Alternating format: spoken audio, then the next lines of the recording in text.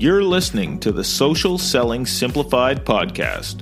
Stick around if you too are obsessed with learning things that actually work and believe that success leaves clues.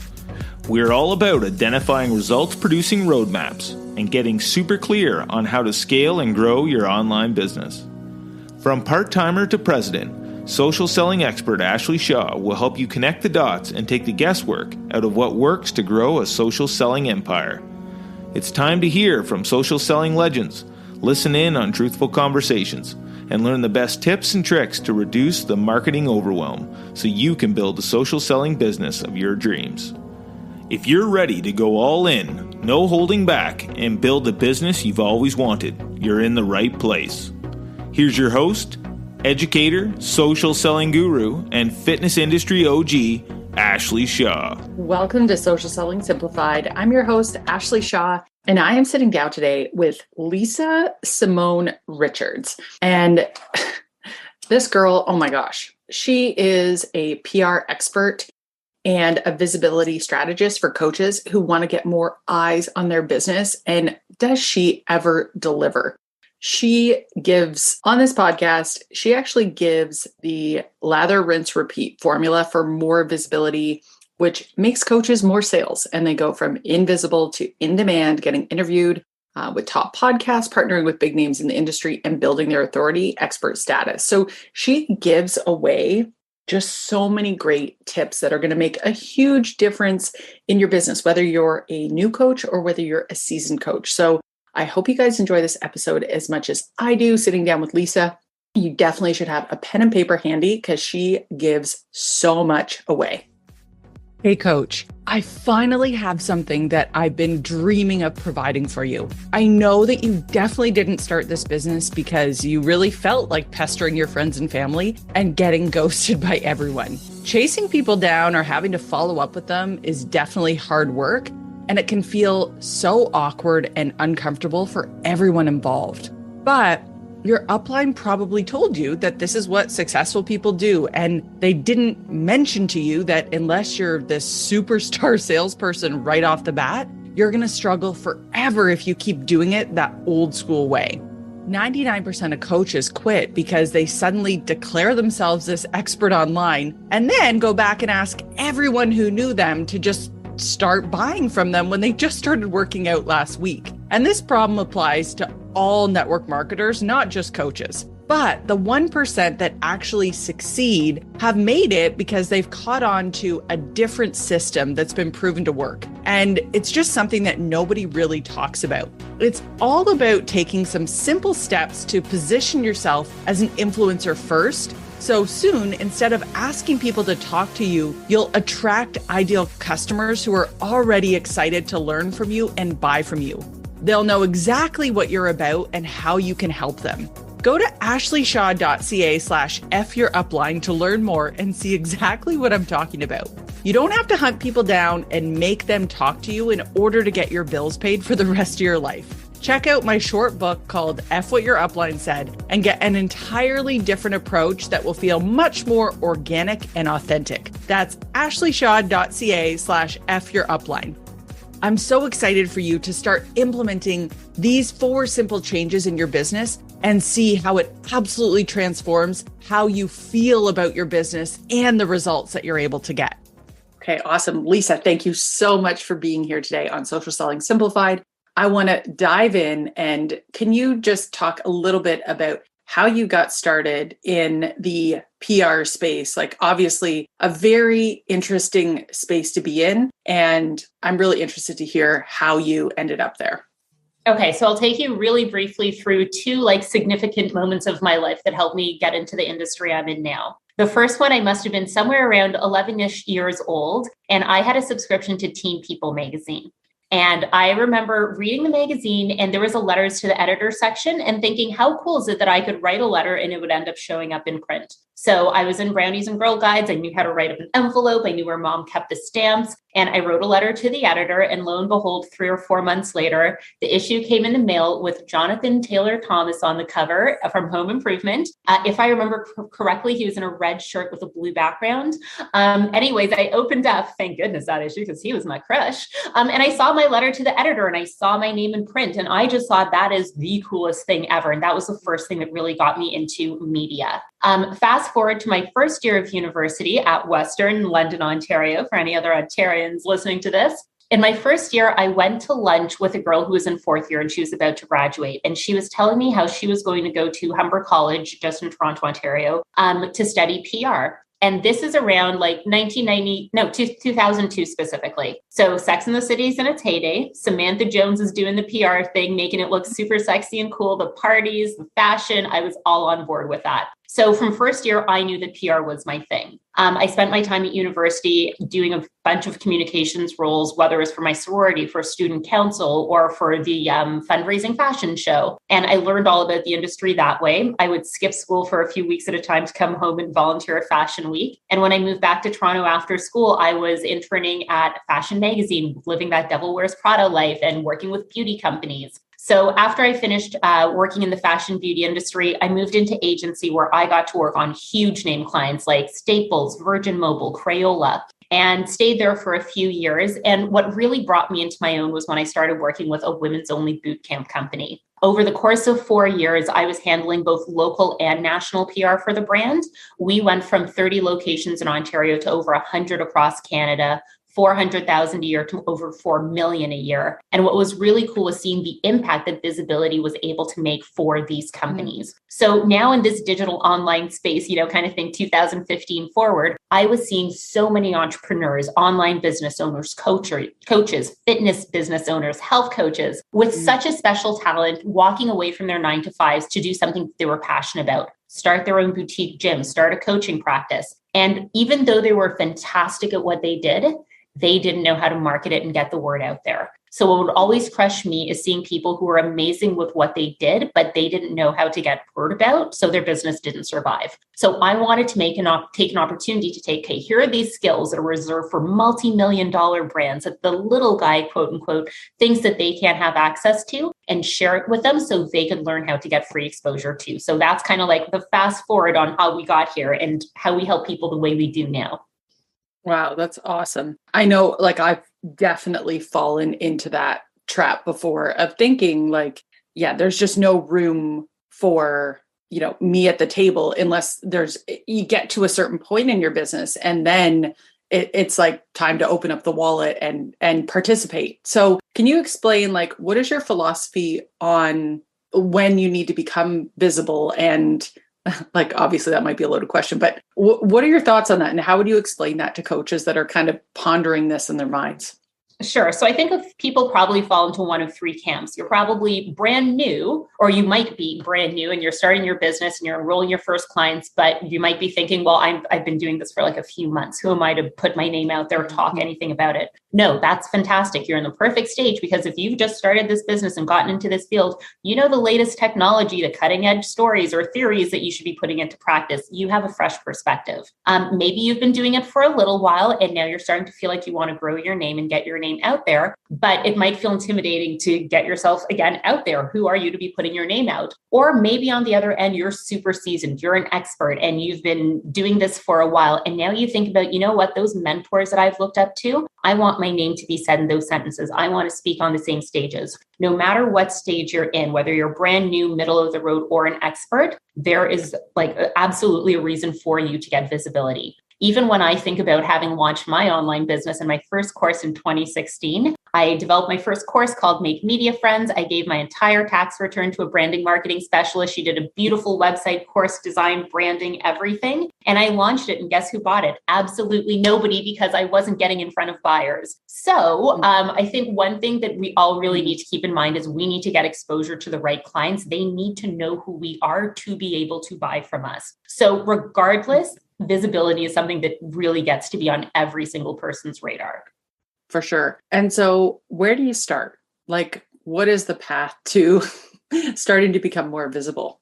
Yeah. Okay. So when it comes to being more visible, my core philosophy is I want you to leverage other people's platforms. Who is somebody out there who has a group of your ideal clients hanging out, and how can you get to know who the gatekeeper is, as I call it, the person who has access to that platform? And then how can you come in and add value? So there are a lot of different ways to do it. I think maybe I'll try and distill it into 3 that I call the ladder of publicity. So I think about this in terms of, if you're a little bit shy and nervous to put yourself out there and you have that inner perfectionist, versus you're working on your messaging, getting out there more, versus being super cool with being in front of a bunch of people. So in terms of how to start getting yourself out there, I encourage my clients to have what I call a healthy media mix. And what I mean by that is when people are consuming content, there's typically one of 3 ways that they're going to prefer to consume it. They're either reading it, like on a website, they're listening to it, like on this podcast, or they're watching it on YouTube. Chances are people are doing all 3, but they probably have a preferred way that they lean into. So no matter how your ideal client likes to consume information, I want you to be able to get in front of them that way. So maybe you're starting with a form of written content.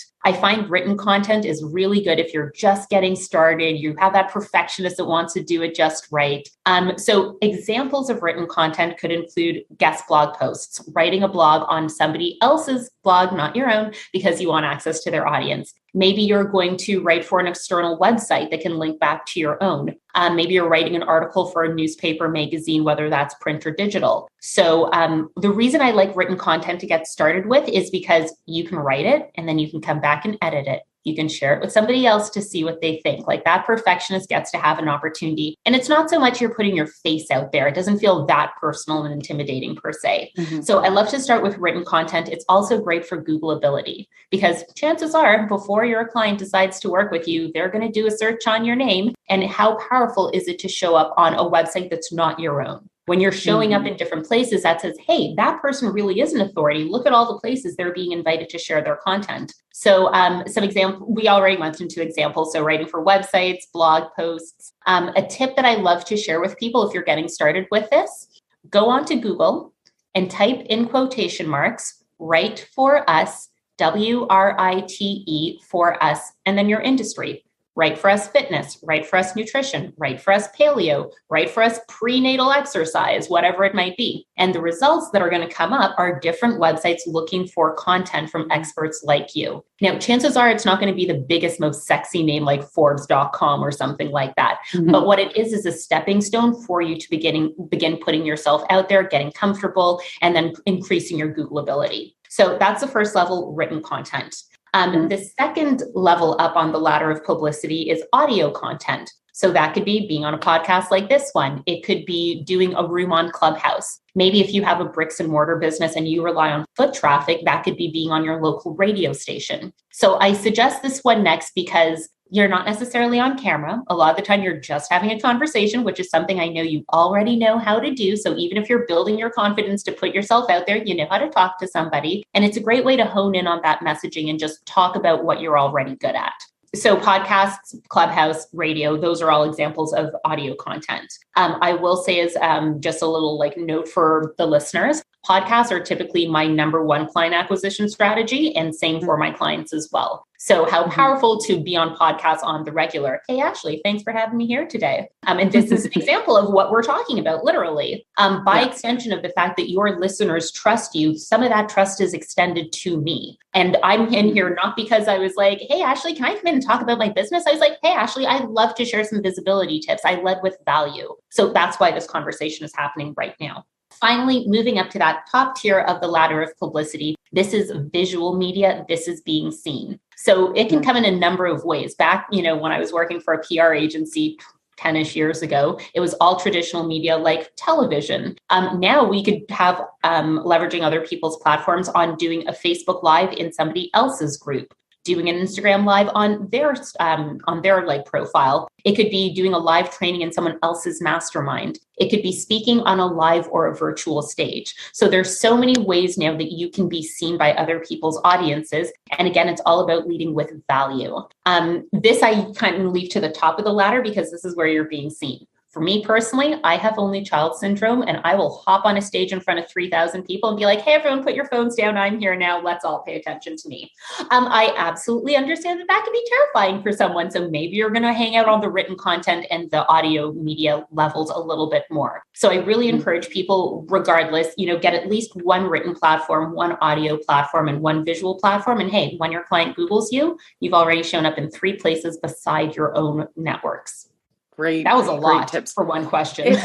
But no, it all makes sense. It's interesting because I've done some writing for CanFit Pro, and it was like exactly as you're explaining it. Like, it's this great stepping stone that then if people go to look at my street cred, it's like, okay, there's Ashley Shaw. She's a marketing expert in the fitness industry. And it's the same thing even for, I've done a couple of guest speaking engagements at fitness conferences. So exact same thing. It's just that credibility that it's not just you tooting your own horn and saying, yeah, I'm so good. It's like, there's other people that believe that too. That's great. So I love that strategy. Yeah.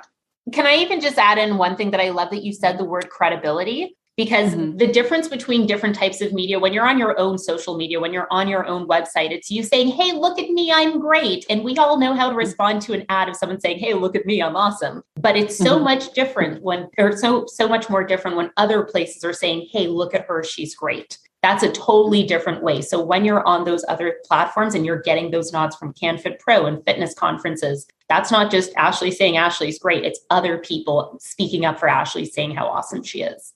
Yeah, exactly. And so so I love the tip about the right for us, did you say?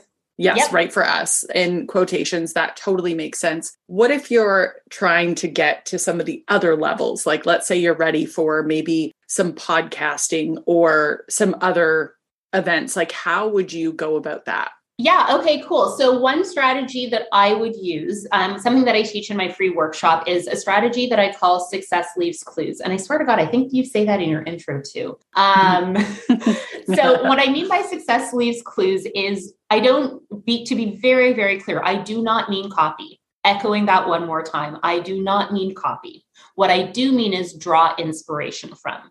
So when I think about success leaving clues, there's someone ahead of you, 3 to 5 steps ahead of you in the industry, who's doing and has a kind of career that you would love to emulate and create for yourself. Google what podcast they're on. Where are they showing up? Chances are that would probably be a good place for you to show up as well. You know that podcast covers the kind of content that you do because this person's in the same industry as you. And again, what I want you to think about is, how can I approach this differently? So let's say your mentor who's 3 to 5 steps ahead of you was on Social Selling Simplified, and they came on and they talked about how to write a PR pitch. Let's say somebody else in my industry might do something on that. Maybe I could come in and say, hey, you know what? Once you get visibility, what do you do after? I'd love to pitch an episode on that. So there's a way to, come up with something that's uniquely your own, but we don't need to recreate the wheel. So I bet literally if you just look up someone a few steps ahead of you and their name, first name, last name, podcast, Google will literally spit out all the shows that they've been on. And now you can do your research and say, would this show be a good fit for me? Awesome. And you've got a list going from the jump. Love that. When you are thinking about how to position yourself and actually stand out, I love that you said you've got to have this different angle. Like, you've got to be able to separate yourself in a sea of sameness of other people out there, other coaches, which is obviously exactly the ideal clients that you have. So what are some tips on how to really make yourself stand out as, when you're thinking about pitching, because you have to have that, of course, that, your bio and what you offer that's actually different, but you also want to be in line with what their audience might want. Yeah. Okay. So another tool that I have, all these tools up my sleeve that I'm working out. Something I love to have people that I work with create is what I call their not so humble brag sheet. I think a lot of us are taught to, not even taught to, but sometimes we just forget our own accomplishments. We're taught to be modest and not brag too hard. So I would love for everyone to grab a piece of paper and let's go ham and talk about how awesome we are. What are the results that you've created for yourself? What are the results that you've created for your clients? Literally fill up 2 or 3 pages just listing everything that you've done, because not only is this going to help you figure out what helps you stand out in your industry, but it's also going to build your sense of confidence when you can look back and say, holy F, I'm literally amazing. Look at all the things that I did. Like even as we were talking in the intro and I was sharing a little bit more about who I am and my background, I worked for a fitness company from 2009 to 2013. So literally almost 10 years ago. Like who remembers jobs from 10 years ago? But I remember that I helped them grow from 10 to, from 30 to 100 locations and from 400,000 a year to 4 million. When I say that like I've helped people 10x their growth.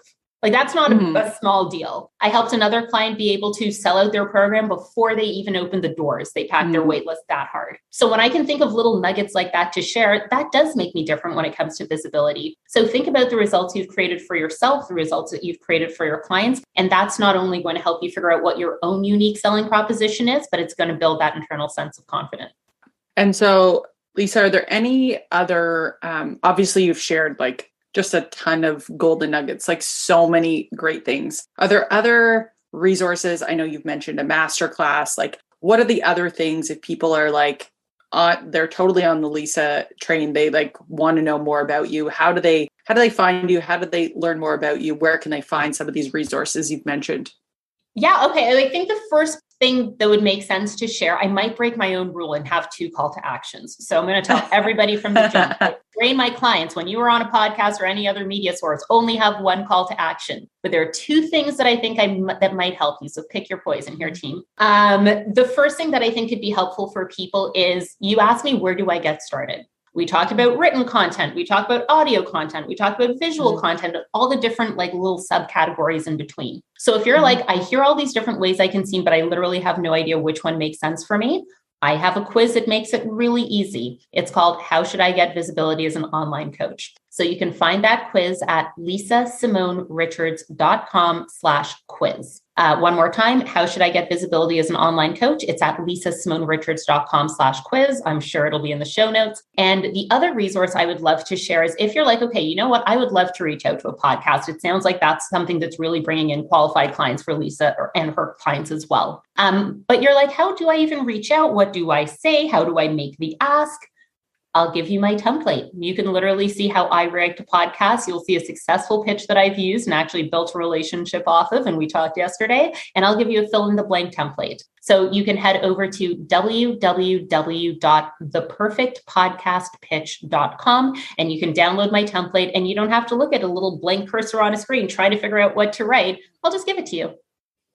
Awesome. We'll link all that in the show notes as well. And Lisa, you just reminded me of another question that I have for you. And I need to ask it before we wrap this up. So you just reminded me that there is a perfect way to be on a podcast if you are asked to be a guest. So can you just run through that with us quickly? Because I think that is a big question for a lot of people when they finally do get that accepted. Yes, like we'd love to have you as a guest. What are the key things that you need to keep in mind? So, okay, when I'm coming into a podcast, I like to, number one, when I go into anything, my first thought is intention. What do I want this audience to leave with? I think when you go in with intention, you can't leave wrong. So my intention coming into this conversation today is I want people to know how to get visible. I've shared tips you can Google. I've shared resources that you can use. I feel complete. Regardless if someone comes into my world or not, anyone listening to this show can leave with something and be a little bit richer today for listening to this. So that's where I always leave from. So that's the value and the intention. Other ways to be a good host or a good guest, I would say, have an idea of the takeaways for the audience. Even when I wrote to you, Ashley, I shared your readers are going to leave this, or your listeners are going to leave this episode knowing how to 1, 2, and 3, which you will see in my podcast pitch template at www.theperfectpodcastpitch.com. Shameless plug. But yeah, have those takeaways clearly laid out. That makes it easy for the host to know what you're in for. It makes it easy for me to know what I want to cover during the content. And then at the end of the episode, after an episode, share it. This person's helping you get in front of another audience, help them as well. Post it on your social media, send an email to your list. Make sure you do the post follow-up as well.